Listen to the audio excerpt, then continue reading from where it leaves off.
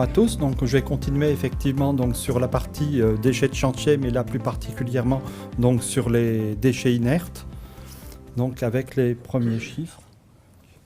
Voilà, donc dans ma présentation, donc, je vais tout d'abord effectivement vous présenter ce que sont des déchets inertes, et notamment par rapport aux différentes possibilités d'utilisation des déchets inertes, que ce soit donc en installation de stockage, en carrière ou en aménagement. Et ensuite, donc, je vais aller au cœur du sujet, c'est-à-dire que les capacités de ces installations et leur tonnage, donc notamment 2014 et 2015. Donc, on va aller sur les connaissances dans le domaine. Donc tout d'abord, les déchets inertes, qu'est-ce que c'est? Alors les déchets inertes sont définis donc, au niveau de la loi, donc, par l'article L541.1.1 au niveau du Code de l'environnement. Et plus précisément, en fait, c'est la partie réglementaire qui va définir vraiment ce qu'est un déchet inerte. C'est l'article 541.8 qui définit en fait un déchet inerte comme étant un déchet qui ne subit aucune modification physique, chimique ou biologique importante, qui ne se décompose pas, qui ne brûle pas, qui ne produit aucune réaction physique ou chimique, n'est pas biodégradable et ne détériore pas donc, les matières avec lesquelles donc, il entre en contact, d'une manière susceptible d'entraîner donc, des atteintes pour l'environnement ou la santé. Donc ensuite, je présente quelques exemples. Donc on voit des terres non polluées, on voit des briques, béton, etc. Donc un certain nombre d'exemples. Et la définition encore plus précise d'un déchet inerte est donnée par un arrêté du 12 décembre 2014 qui est en deux parties. Une partie donc avec une annexe 1 qui va donner une liste dite positive en fait de déchets. Et là, j'ai pris quelques exemples notamment. Donc, c'est par exemple avec un code déchets 170504, c'est les terres et cailloux ne contenant pas de substances dangereuses, à l'exclusion des terres végétales, tourbes, terres et cailloux provenant de sites contaminés. Donc, on exclut effectivement tout ce qui vient de sites contaminés. Et ensuite, on a par exemple un autre exemple qui est les mélanges bitumineux. Si jamais les déchets ne répondent pas donc, à cette première annexe, à ce moment-là, on peut encore avoir des déchets inertes, mais à ce moment-là, il faudra qu'ils répondent à des critères définis dans une annexe 2. Alors, au niveau des installations, pour ces déchets inertes, donc, on va avoir plusieurs solutions. On va avoir donc la solution de stockage de déchets inertes, donc... et donc, le stockage, on va avoir aussi la possibilité de valoriser ces déchets, donc soit dans des carrières, soit dans des installations de stockage de déchets non dangereux également, et aussi dans des aménagements.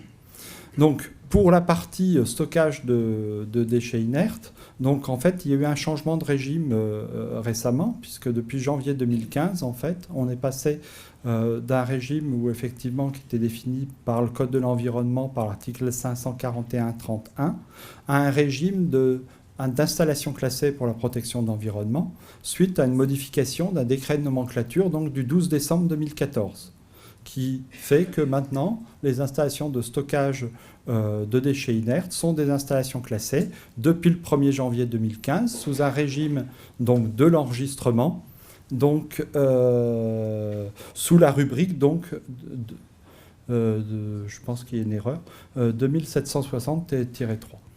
Donc,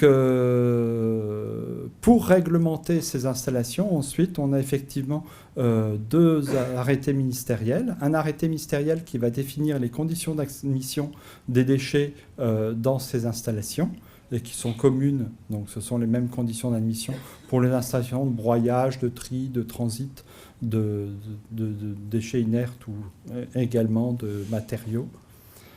Et ensuite, un arrêté également de la même date donc pour les prescriptions générales donc applicables aux installations soumises à la rubrique 2760.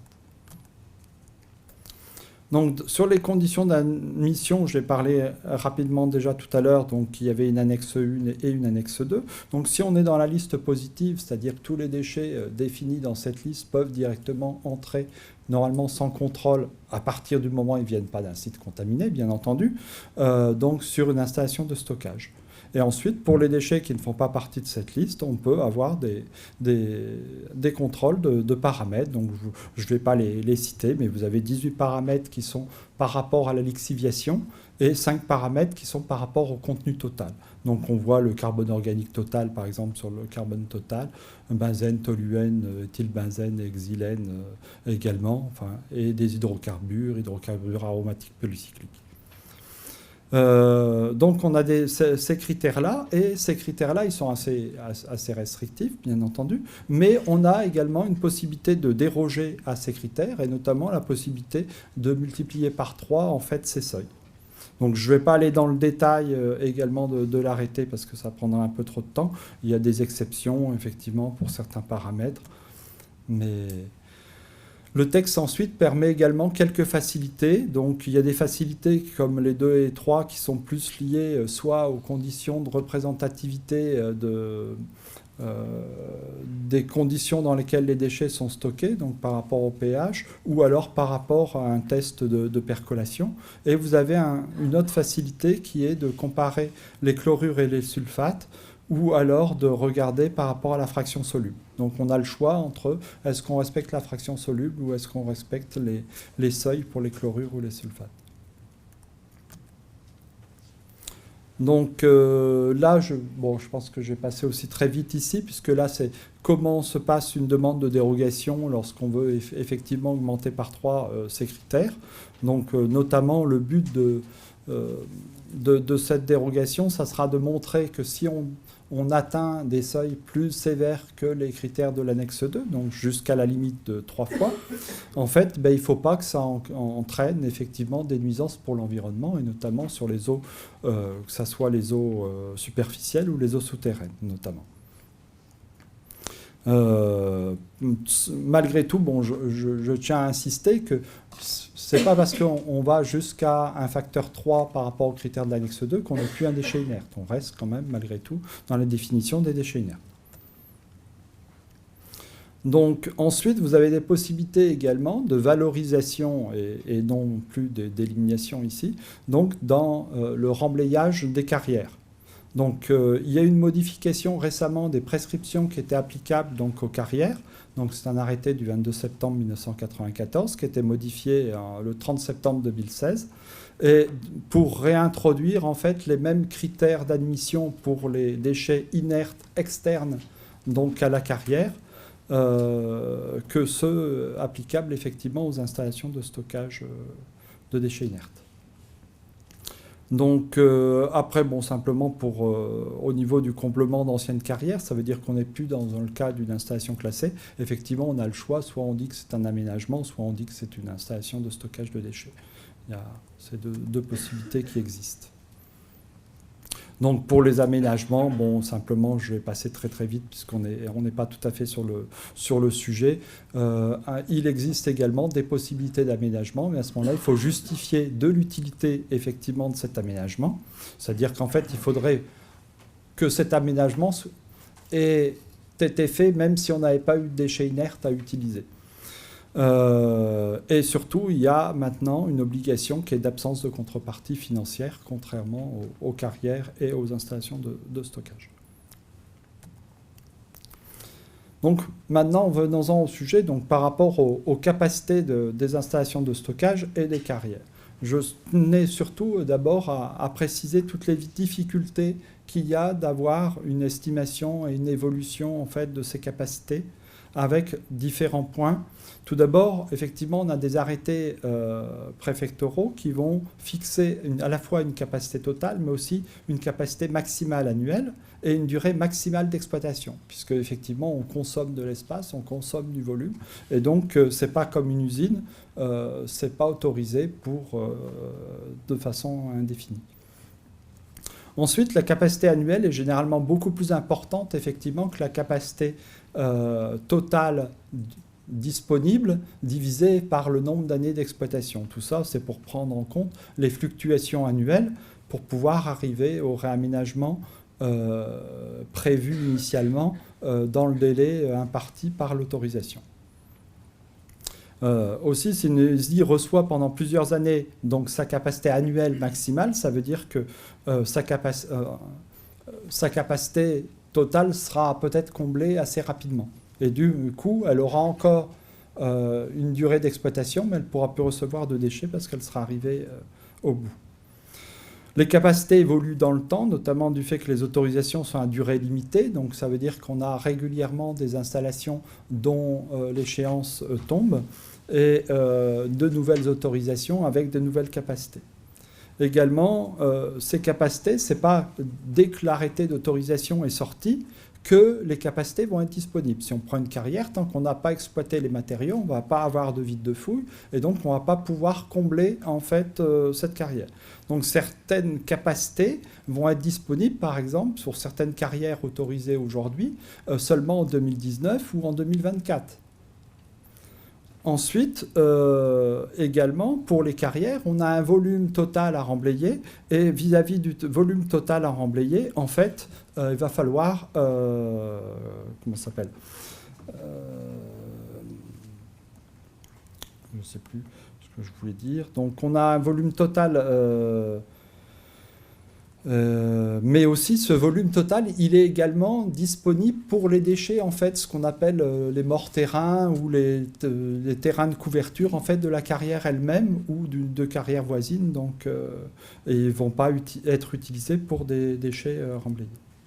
Si on en vient donc aux capacités des installations de stockage, donc ici vous avez une présentation à la fois par département et pour la totalité de l'Île-de-France, donc à partir de 2017, pour les installations qui sont actuellement autorisées. Donc effectivement, il y a des projets qui ne sont pas pris en compte, si bien qu'on a des capacités différentes.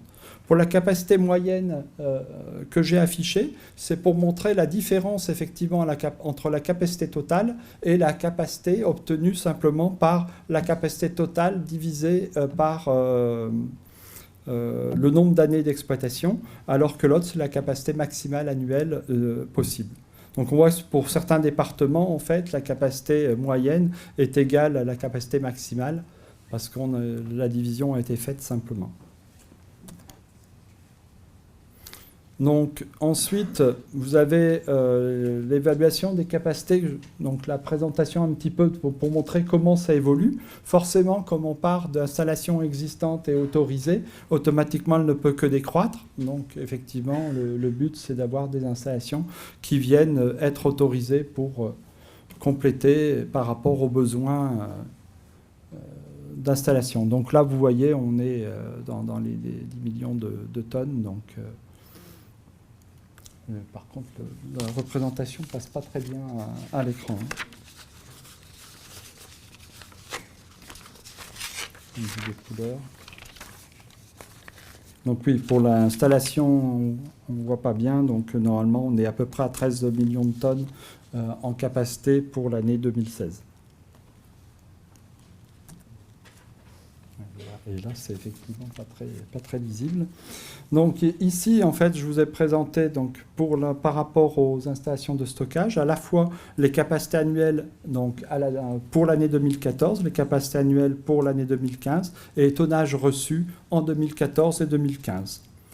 Globalement, on voit effectivement qu'on a des quantités qui sont à peu près similaires, c'est-à-dire on est pour le tonnage 2014, 7 198 000 tonnes, et donc à 7 545 000 tonnes environ donc pour 2015. Ce qui représente par rapport aux capacités annuelles maximales, donc de l'ordre un peu plus de 50% de la capacité. Ce qui est à peu près également égal à la capacité moyenne de ces installations.